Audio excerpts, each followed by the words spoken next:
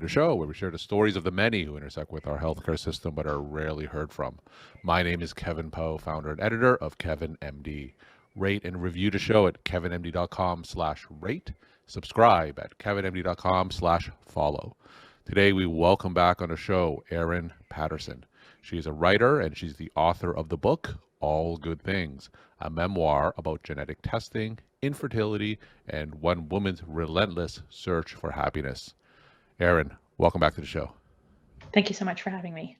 So we'll get into your latest Kevin MD article titled Advocating for a Sick Parent by Confronting Physician Bias. But just briefly, for those who didn't listen to our first few episodes together, just share a little bit about it. I am a writer and a Huntington's disease advocate. I was diagnosed as gene positive for Huntington's disease in my early 30s, though that was about 15 years ago now. I was diagnosed as gene positive, which means that I will develop the disease one day. I just don't know when the symptoms will start. Huntington's disease is a genetic disease. It's neurological, and it's defined by uncontrolled movements, emotional issues, and cognitive impairment. And for those who didn't get a chance to listen to our first few conversations together, I highly recommend you looking for those. And that's where we certainly talk more about your genetic testing and Huntington's disease. So That's your most right. recent article, Advocating for a Sick Parent by Confronting Physician Bias. So tell us what this one's about. So my dad has Huntington's disease, and earlier on in the year, unfortunately, he ended up in the hospital. And I spent 6 to 7 hours standing by his bedside every day advocating for him because unfortunately he was so sick that he was not able to communicate.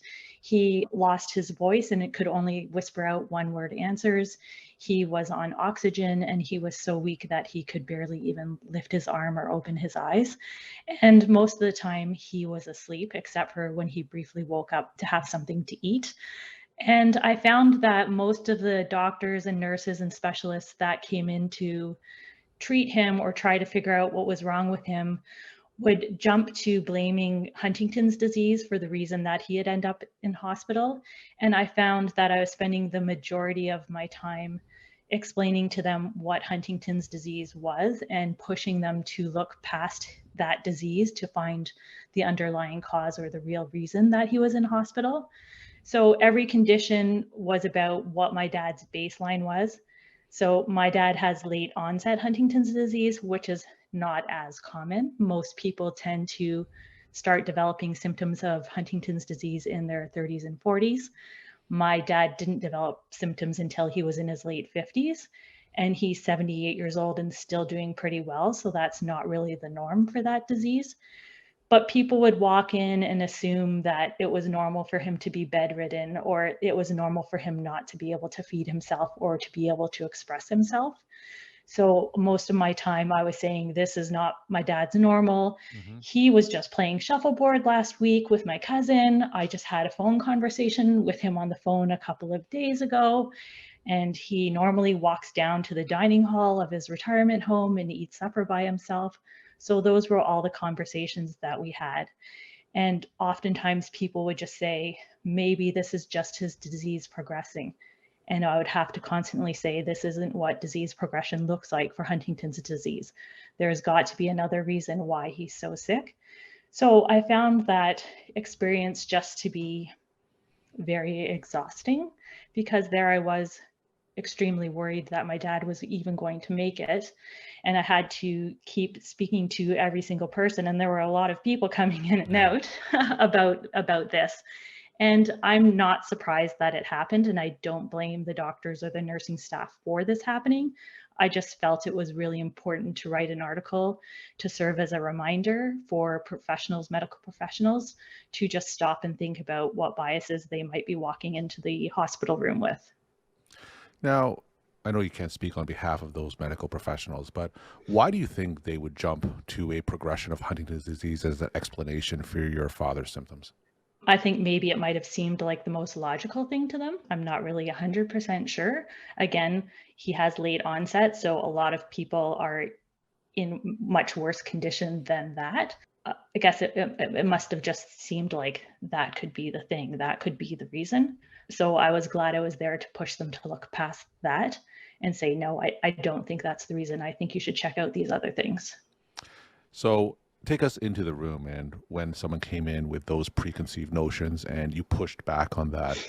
In general, how did that interaction progress?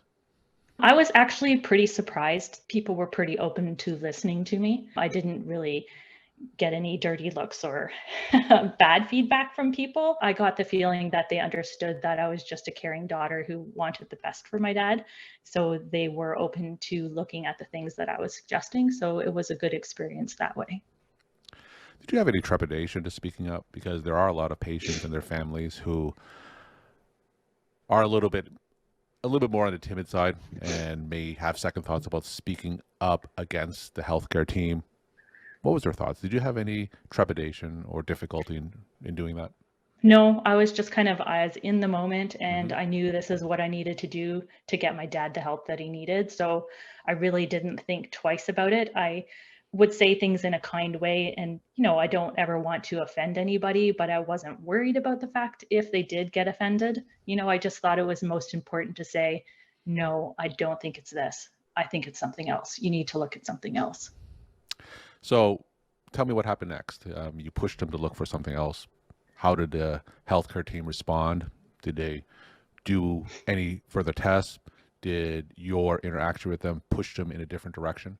I feel that it might have. I mean, I can never know what was going through their heads, but from the very beginning, I kept saying to them, I think that my dad's having a reaction to the COVID vaccine, and I said I feel like every time he's had a vaccine, he's ended up in a merge, but I wasn't 100% sure. So I just kept saying, I think it's from the vaccine. I think it's from the vaccine.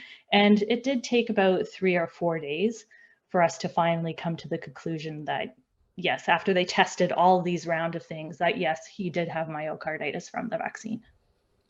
So, of course, I'm speaking from the perspective of a physician from the healthcare team. So, after you reflect on this interaction, what's one thing that that healthcare team did well, and what do you think would be one thing that they could do differently the next time? I think for sure they always treated me with kindness when I was sitting there. And, everybody says the medical professionals are burnt out because of COVID. And I really didn't see that when I was in the hospital. Hmm. Some of the staff there would ask me, "Are you okay? Do I need to get you some water?" Or if they would see me crying in the hall, they would come over and speak to me. And that didn't seem like the typical burnt out medical professional that I've been hearing about all over the news lately.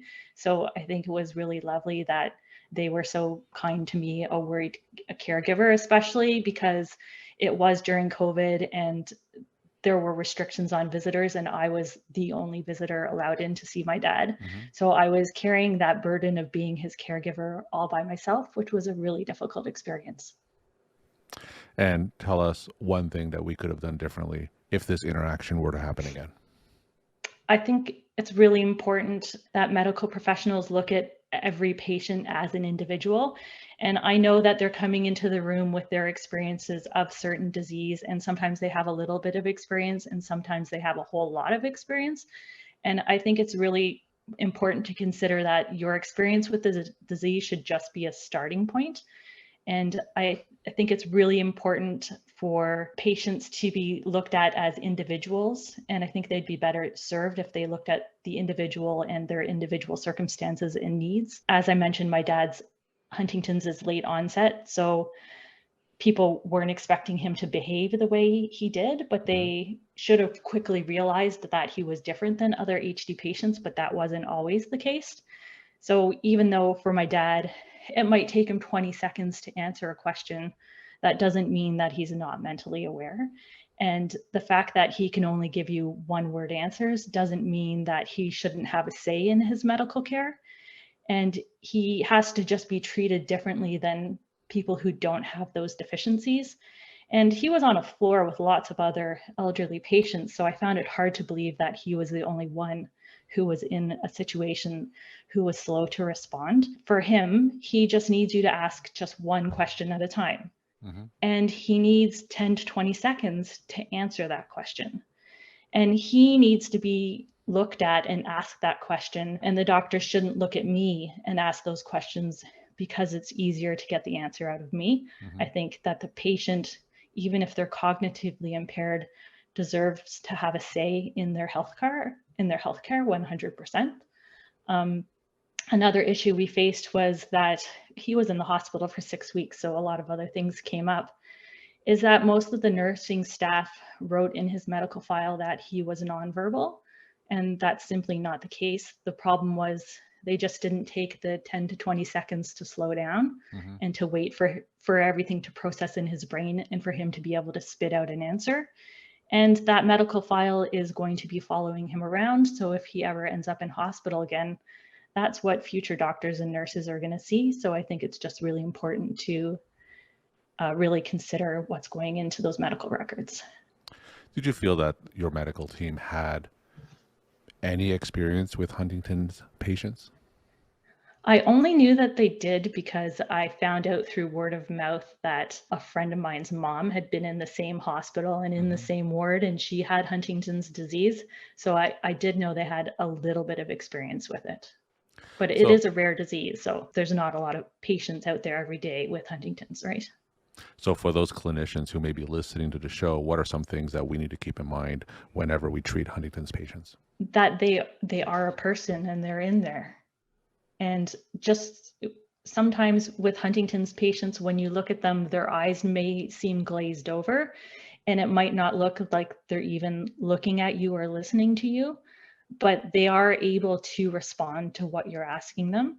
You just have to do it in a way that's suitable for them. So walking into a room and firing off 3 or 4 questions in a row and hoping to get an answer to those 3 or 4 questions is not going to work. The medical professionals really just have to slow down and take the time to interact with that patient. And I know that's really hard because you guys are really, really busy.